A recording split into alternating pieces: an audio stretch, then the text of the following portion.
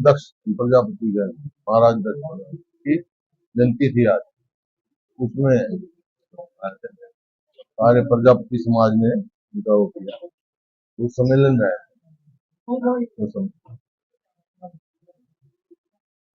ये उनकी जो कभी कभी ऐसे व्यक्ति पैदा होते हैं जो आगे समाज को रास्ता दिखाने जाते हैं। गुरु दक्ष महाराज जो है वो उन व्यक्ति में से जिन्होंने आगे समाज को रास्ता, आज उनकी जयंती शुभकामना दी है। समाज काफी इकट्ठा हुआ है, ओबीसी समाज काफी इकट्ठा हुआ था, तो कांग्रेस से क्या उम्मीदें कर रहे हैं? और से ही उम्मीद है उनको, इस बीजेपी से बिल्कुल ना उम्मीद हो चुके हैं, क्योंकि ये जो क्रीमी लेयर की रिजर्वेशन जो हमारे समय में 8 लाख थी, घटा के 6 लाख कर दी, और इस 7.5 साल में कितने लोग वंचित रह गए, बच्चे जिनको दाखिला नहीं मिल सका एमबीबीएस में, इंजीनियरिंग में, नौकरी में, और ये जो कौशल रोजगार निगम चला रखा है उसमें रिजर्वेशन है ही। इनका मतलब उसका तो मकसद यही है कि रिजर्वेशन ना दी जाए। तो इस वास्ते ओबीसी इस बात को समझ चुकी है। अब इन्होंने 6 लाख से 8 लाख कर दी। अब क्या करें 7.5 साल के बाद? या तो पहला फैसला गलत था या ये फैसला गलत है। इसी वास्ते हमने तो कहा हमारी सरकार आएगी तो हम 10 लाख करेंगे ताकि आम आदमी पहुंच जाए। तो 6 लाख में मतलब खेती की आमदनी भी जोड़ दी गई थी, तनख्वाह भी जोड़ दी गई थी, किसी को लाभ मिला। बहुत सारे बच्चे वंचित रहे। अब पुलिस में ऐसे ही किया इन्होंने। ये जो हम कह रहे हैं जो पोर्टल चला रखे हैं ये जन विरोधी है। अब इन्होंने कहा कि परिवार पहचान पत्र के हिसाब से हम अप्लाई कर दो, तो 8 से 10 हजार बैकवर्ड क्लास के बच्चे ऐसे हैं जिनको अमान्य कर दिया, वो तो रह गए। तो खिलवाड़ हो रही है। जो जितने भी जन विरोधी पोर्टल है सब खत्म करेंगे, जो जनहित के होंगे, जो जन सुविधा के होंगे वो पोर्टल रखेंगे। कल त्रिपुरा के पूर्व मुख्यमंत्री विप्लव देव आए हुए थे, उन्होंने बजट के ऊपर मीटिंग की। उन्होंने एक प्रतिक्रिया में ये कहा कि कांग्रेस पार्टी माँ बेटा और बापू बेटा की पार्टी है। आपकी क्या प्रतिक्रिया है? बीजेपी वो तो गुरु चेले की पार्टी है। बीजेपी तो गुरु चेले की पार्टी है भाई। अगर मेरे कह रहे हैं, मेरे को लेके कह रहे हैं, तो मेरा तो दादा भी फ्रीडम फाइटर था। मैं तो गर्व है इस बात को, मेरे बाप भी फ्रीडम फाइटर था, 7 सदनों में सदस्य रहे, संविधान बनाने में उनका योगदान रहा, मैंने भी सेवा करी, अगली पीढ़ी भी सेवा करी। क्या क्या उनको क्या ऐतराज है? या तो अब कोई ऐसा काम किया देश के लिए, हमने कुर्बानियां की हैं, इनमें से करिए किसी ने। मेरे को गर्व है इस बात का।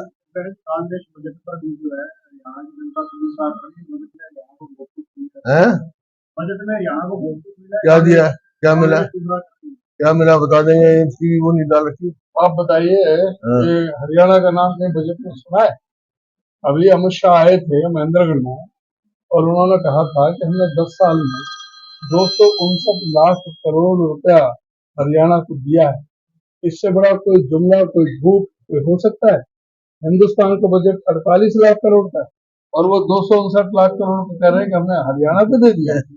अरे पहले तो ये बताएं, 70,000 करोड़ का कर्जा हमने 4.5 लाख करोड़ को पार कर गया, उसके लिए क्या पूरा प्रदेश की अर्थव्यवस्था को तुमने पूरी तरह से तहस नहस कर दिया, खराब कर दिया। क्या बेरोजगारी की हालत कर दिया। हिंदुस्तान में नंबर 1 पर बेरोजगारी हरियाणा के अंदर है, महंगाई में नंबर 1 है। इस तरह से यहाँ पर सरेआम फरोतियां मांगी जा रही है, सारे व्यापारी भीत है, विधायकों पर भी फरोती मांगी गई। रोज जो है 5 के एवरेज से मर्डर और बलात्कार हो रहे हैं, 40 महिलाओं के साथ प्रतिदिन के जो एवरेज है वो अपराध की मुकदमे जो हो रहे हैं उसका है। तो ये तो पूरी तरह से इनकी कानून व्यवस्था पूरी तरह से ठप है। एजुकेशन का भट्टा सेंट्रल गवर्नमेंट का एक सोशल प्रोग्रेसिव इंडेक्स बनाते हुए करते हैं। उन्होंने क्या है ये हरियाणा असुरक्षित प्रदेश, हमने नहीं कहा, इनकी गवर्नमेंट कह रही है असुरक्षित प्रदेश है ये। कानून व्यवस्था नाम क्या है? वो आरोप लगा रहे हैं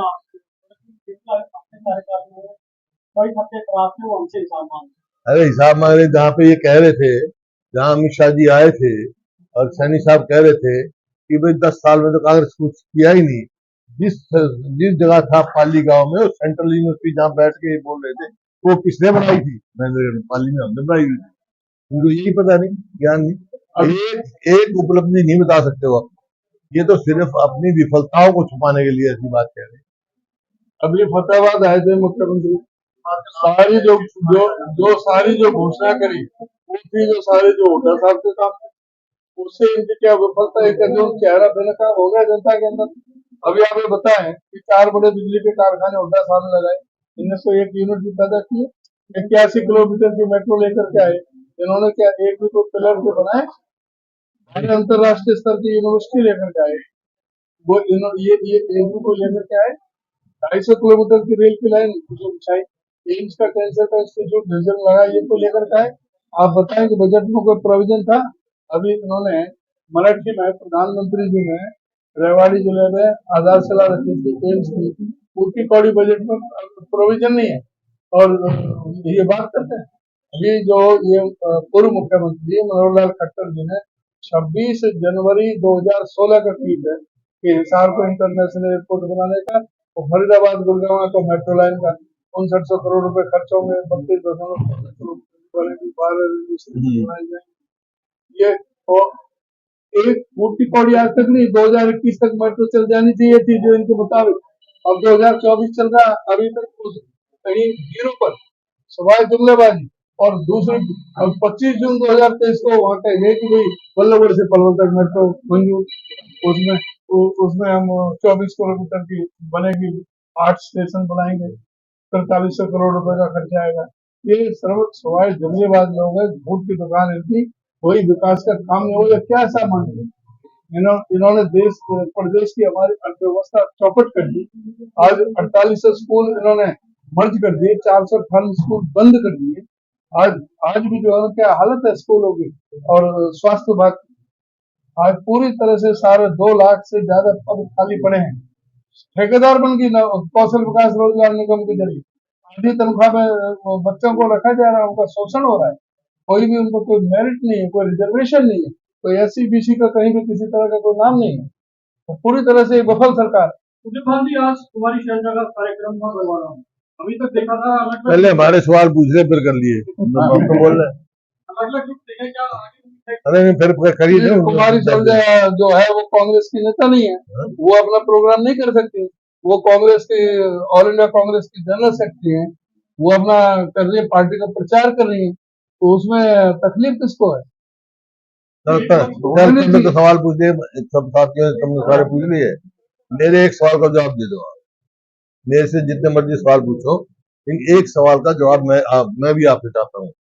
आप जुड़े हुए हो, सब प्रदेश का भी देख रहे हो और खासतौर पर हिसार के हो, देख रहे हो।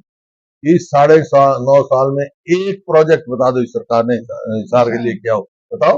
लिखते तो नहीं, तुम बोलते क्यों नहीं है भाई? एक बता दो। हमारे टाइम में खेदर में चाहे पावर प्लांट हो, चाहे यूनिवर्सिटी बनी हो, चाहे बाईपास बना हो, चाहे ROB बना हो, सब हमारे टाइम का।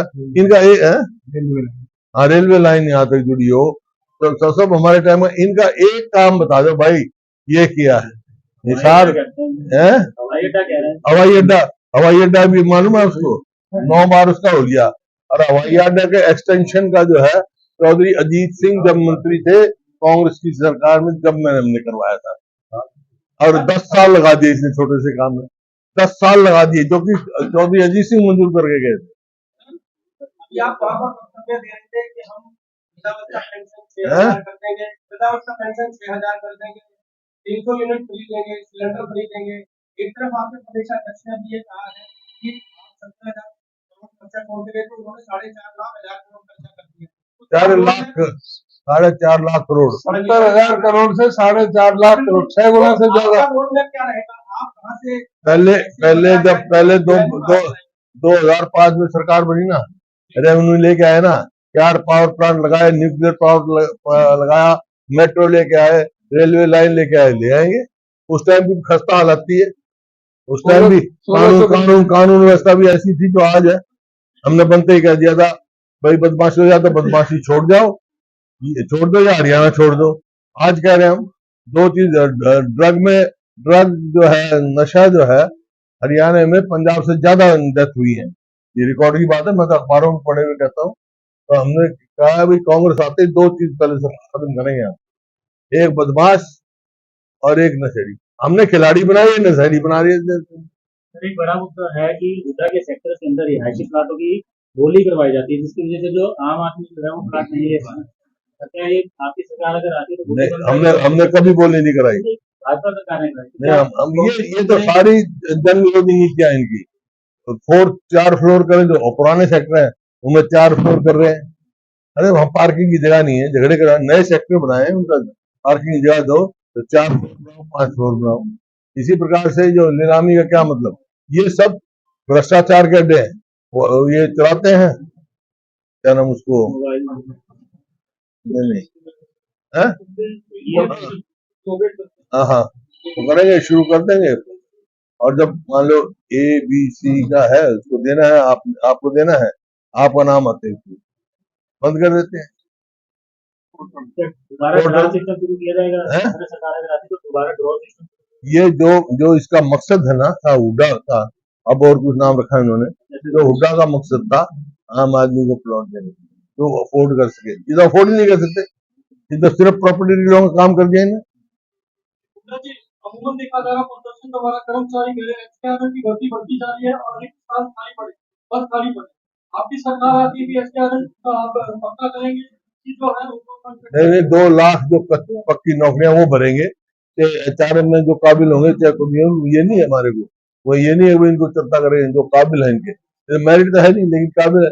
अब बहुत भारी पढ़े लिखों को क्या बना रखा है भाई, क्या बना रखा है, उनको क्या भर्ती करते हैं, कोर्ट में चपरासी भर्ती, जब हमने यार पोस्ट ग्रेजुएट आते हैं हुड्डा जी का एलिजिबिलिटी और तनख्वाह मिले थे मेरे को, किसी को 6,000, किसी को 5,000।